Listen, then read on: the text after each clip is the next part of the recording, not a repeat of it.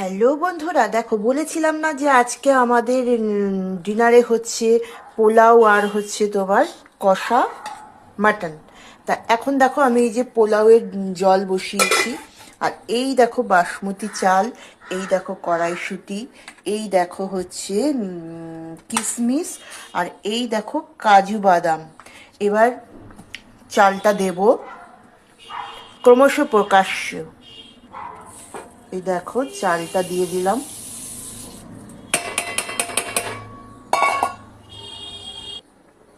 এই দেখো ভাতটা এখন আগে মানে রাইসটা আগে করে নিই, তারপরে তো পোলাওয়ের চালটা সেদ্ধ হলে দেন তারপরে এই ইনগ্রিডিয়েন্টসগুলো দেব।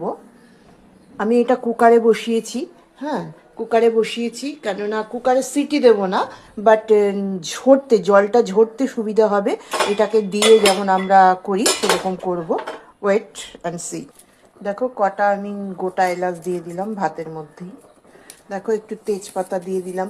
যে কোনো একই রান্না কিন্তু এক একজন এক এক রকমভাবে করে, ভিন্ন রকমভাবে এক একজন করে, এক একজনের পদ্ধতি এক এক রকম। দেখো নুন দিয়ে দিচ্ছি পরিমাণ মতন। দেখো এবার কড়াইশুঁটিগুলো দিয়ে দিলাম। দেখো চিনি দিলাম, এবার দিয়ে দিলাম কিশমিশ।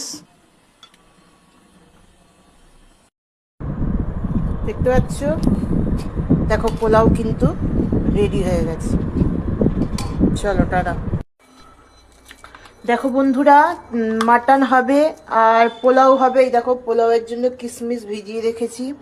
এখন মাটনটাকে টক দই, সর্ষের তেল, তারপর গরম মশলার গুঁড়ো, ভিনিগার, লঙ্কার গুঁড়ো, সর্ষের তেল, আর কি দিলাম, নুন, এই সব দিয়ে এখন এটাকে আমি ম্যারিনেট করে রাখছি, তারপরে রান্না করব।